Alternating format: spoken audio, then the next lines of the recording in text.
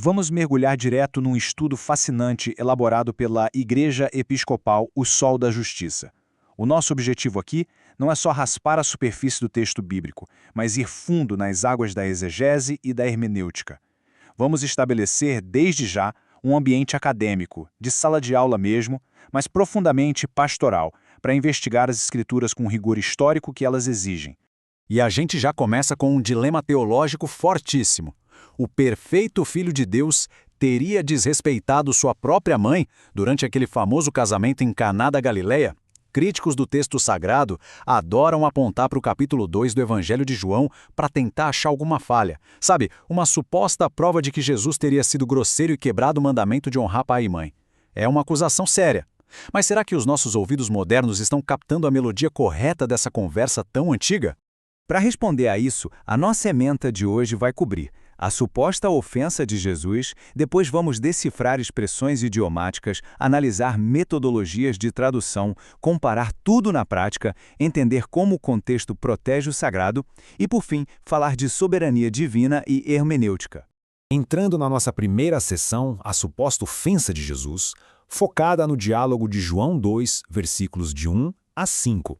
Para montar o cenário, estamos no terceiro dia de um casamento judaico, um evento social importantíssimo.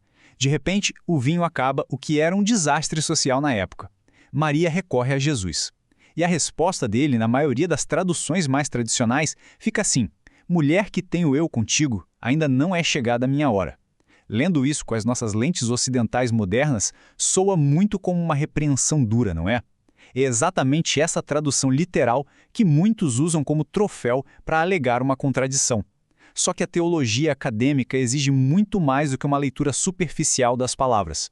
E isso nos leva à segunda parte do nosso estudo, decifrando expressões idiomáticas antigas. Essa é a verdadeira chave da linguagem cultural. Como estudantes de teologia, a gente precisa dominar um termo técnico crucial aqui, o hebraísmo. O que é isso? Um hebraísmo é uma figura de linguagem, uma expressão idiomática lá do hebraico ou do aramaico. A grande armadilha é que não dá para fazer uma tradução literal desse tipo de estrutura. Um hebraísmo carrega um significado conotativo, que só faz sentido real dentro daquele ambiente social judaico específico.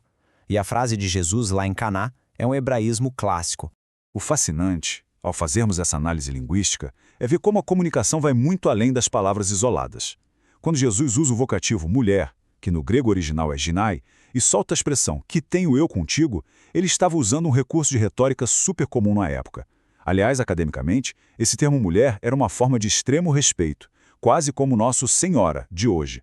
Tentar pegar essa frase e converter palavra por palavra para o nosso idioma destrói completamente o significado original que todos ali, incluindo Maria, entenderam perfeitamente.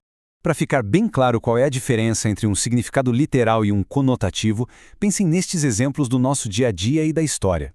Dar uma de João sem braço não tem relação nenhuma com amputação, a gente sabe que é sair pela tangente.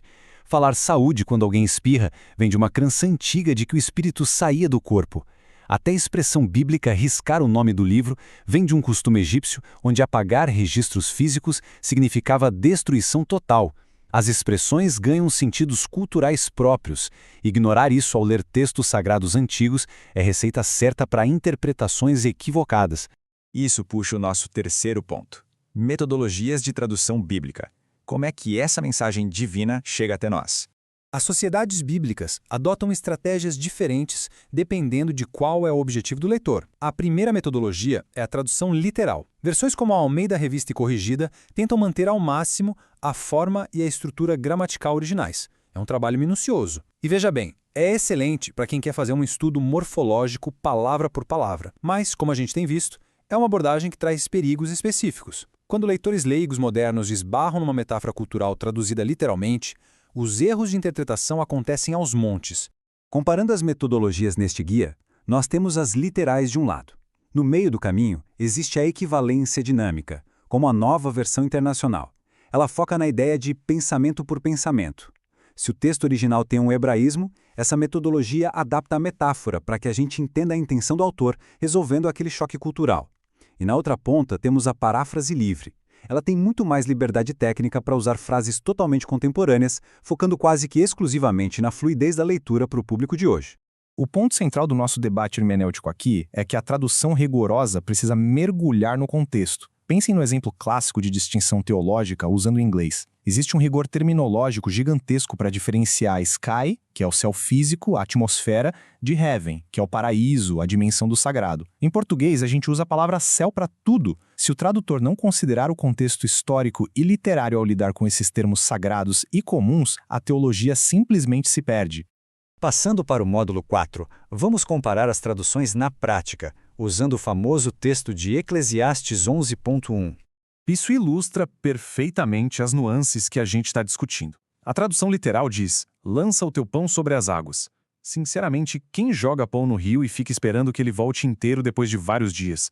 É uma imagem confusa para quem lê hoje. Já a paráfrase livre da nova tradução na linguagem de hoje pega essa metáfora da época sobre comércio e transporte marítimo e entrega o significado direto: empregue o seu dinheiro em bons negócios.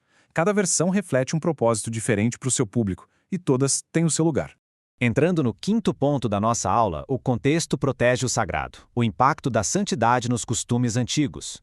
Conhecer a fundo a história é uma ferramenta de proteção. Na antiguidade do Oriente Médio, as estradas eram extremamente poeirentas e cheias de sujeira. O ato de caminhar significava, literalmente, pisar em todo tipo de imundície. Por causa disso, descalçar as sandálias antes de entrar numa casa importante ou num santuário era um costume social fortíssimo. Era a garantia de que aquele ambiente separado não seria contaminado pelas ruas.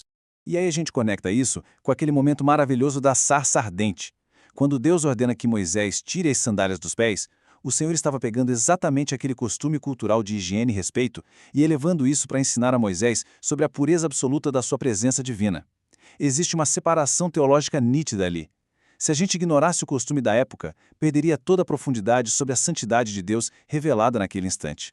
O contexto é o que dá o peso correto às palavras sagradas. Chegamos à nossa sexta e última sessão, soberania divina e hermenêutica, para descobrirmos a verdadeira honra lá em Caná. O verdadeiro cerne da exegese contextual é este: não podemos divorciar o texto bíblico do ambiente social que o gerou. Na vida de Jesus, vemos constantemente uma tensão. De um lado, as fortes expectativas culturais e familiares do primeiro século, do outro, a autoridade e a obediência divina aos mandamentos e ao cronograma do Pai. Como Jesus equilibrava sua soberania com o respeito à sua família terrena? É aqui que entra o resultado da nossa análise. Lembra daquela tradução literal dura, mulher que tem o eu contigo? Quando aplicamos a hermenêutica contextual, descobrimos que no aramaico do dia a dia, o significado conotativo dessa expressão idiomática era cheio de deferência. Na prática, Jesus estava dizendo algo muito mais parecido com: mãe, o que a senhora quer que eu faça? Longe de qualquer desrespeito, ele validou a honra e o cuidado familiar, ao mesmo tempo em que lembrou delicadamente que sua missão respondia ao tempo estabelecido por Deus. Era o respeito familiar e a obediência divina trabalhando em perfeita sintonia. Entender o texto dessa forma dissolve qualquer falsa acusação, não é mesmo? E reafirma totalmente a perfeição de Cristo. Deixo então este pensamento final para instigar os nossos estudos. Como uma compreensão acadêmica rigorosa das metodologias de tradução e do contexto histórico blinda de fato a nossa reverência pela santidade das Escrituras nos dias de hoje, o impacto cultural de uma tradução bem feita é gigantesco para a teologia atual. Continuem firmes nas investigações da palavra. Um grande abraço e até a nossa próxima análise.